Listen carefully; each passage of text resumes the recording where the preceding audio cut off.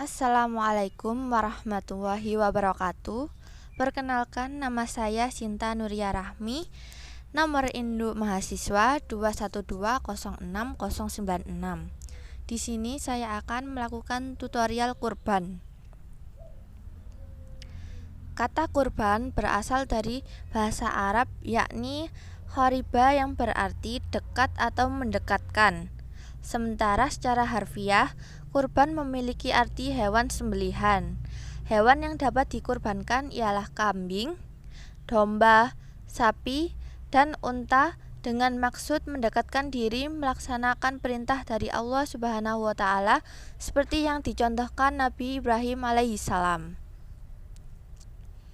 Ibadah kurban amat dianjurkan pelaksanaannya, dan hukumnya sunnah muakkadah. Perintah untuk berkurban juga tertuang dalam firman Allah Subhanahu wa Ta'ala di dalam surat Al-Kautsar ayat yang kedua, yang berarti, maka dirikanlah sholat karena Tuhanmu dan berkurbanlah. Menyembelih hewan kurban hukumnya adalah sunnah muakkad, yaitu sunnah yang sangat dianjurkan oleh Rasulullah SAW. Namun, apabila belum mampu untuk membeli hewan ternak, jangan sampai memaksakan diri. Hal tersebut sesuai Quran surat Al-Hajj ayat 34.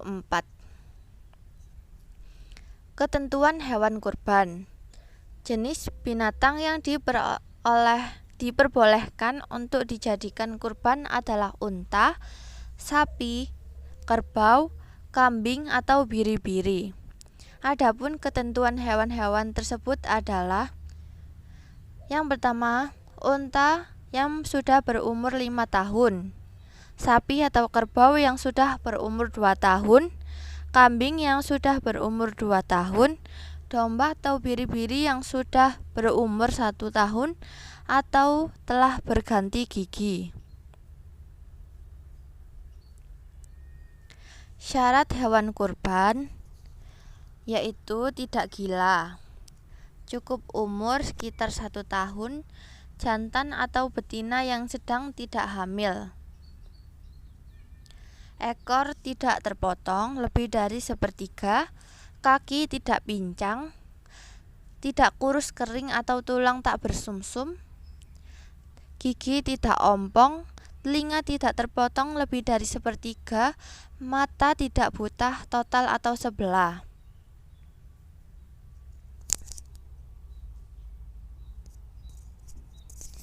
Selain itu, syarat utama hewan kurban tersebut adalah binatang yang bebas dari aib atau cacat. Karena itu, tidak boleh berkurban dengan binatang yang aib seperti di bawah ini.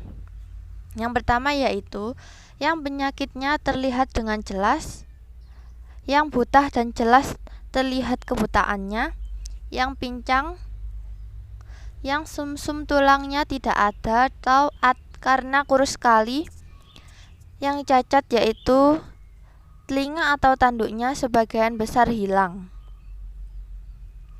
Ketentuan lain untuk jenis binatang unta, sapi, dan kerbau boleh digunakan untuk kurban sejumlah 7 orang, sedangkan untuk kambing dan domba hanya untuk kurbannya 1 orang saja.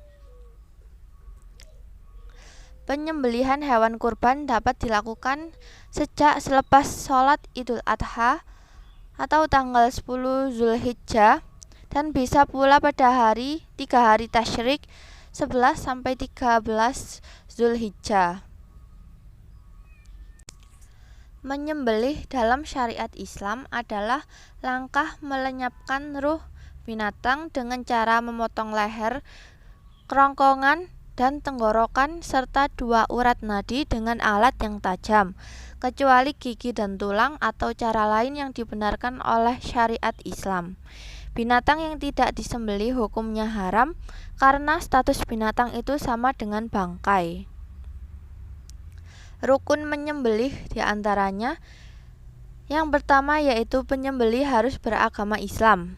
Yang kedua, binatang yang disembelih binatang yang halal, baik halal zatnya maupun halal cara memperolehnya bukan hasil mencuri atau menipu. Yang ketiga yaitu alat penyembelih harus tajam agar dapat mempercepat proses kematian binatang itu dan tidak terlalu menderita sewaktu disembelih. Yang keempat yaitu tujuan penyembelihan untuk tujuan yang diridhoi Allah Subhanahu wa taala, bukan untuk tujuan tumbal atau untuk sajian nenek moyang berhala atau upacara kemusyrikan lainnya. Tata cara penyembelihan hewan kurban.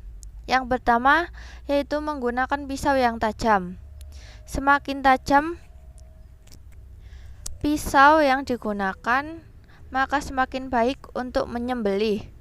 Berdasarkan hadis Syaddad bin Aus radhiyallahu anhu, jika Nabi Shallallahu alaihi wasallam berkata, sesungguhnya Allah Subhanahu wa taala mewajibkan melakukan ihsan dalam segala macam hal.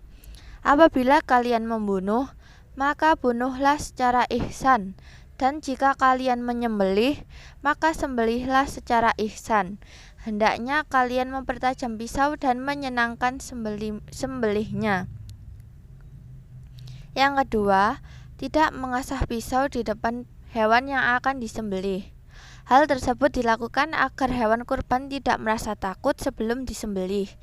Menurut hadis Ibnu Umar radhiyallahu anhu yang mengatakan Rasulullah Shallallahu alaihi wasallam memerintahkan agar mengasah pisau tanpa memperlihatkan pada hewan. Yang ketiga, meletakkan hewan yang akan disembelih di atas lubang tanah, kemudian hadapkan hewan yang akan disembelih ke arah kiblat. Yang keempat, membaringkan hewan kurban di atas lambung sisi kiri. Yang kelima, menginjakkan kaki pada bagian leher hewan. Yang keenam, membaca basmalah terlebih dahulu, seperti Bismillahirrahmanirrahim. Yang ketujuh, membaca takbir 3 kali dan tahmid sekali. Lafalnya dapat diucapkan sebagai berikut: Allahu Akbar, Allahu Akbar, Allahu Akbar, walillahil hamd. Yang ke-8 yaitu membaca sholawat Nabi, seperti Allahumma sholli ala Sayyidina Muhammad wa ala ali Sayyidina Muhammad.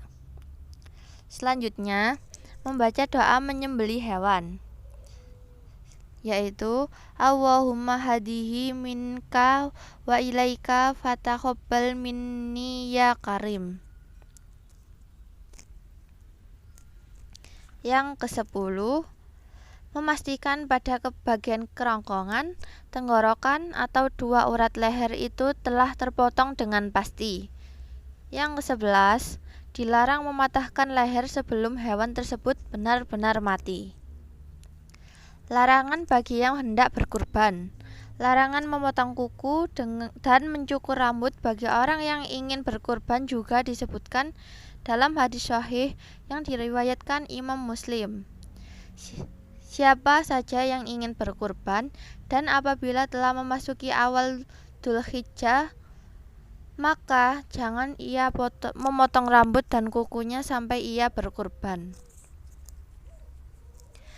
Manfaat berkurban, yaitu seperti menambah rasa syukur dan cinta kepada Allah Subhanahu wa taala sebagai ciri seorang muslim, memupuk rasa peduli sesama, bekal di hari akhir, mendapatkan ampunan, mensucikan harta dan jiwa, kemudahan di hari akhir, mempererat silaturahmi, hidup menjadi lebih berkah, meneladani Nabi Ibrahim alaihissalam. Sekian dari saya. Wassalamualaikum warahmatullahi wabarakatuh.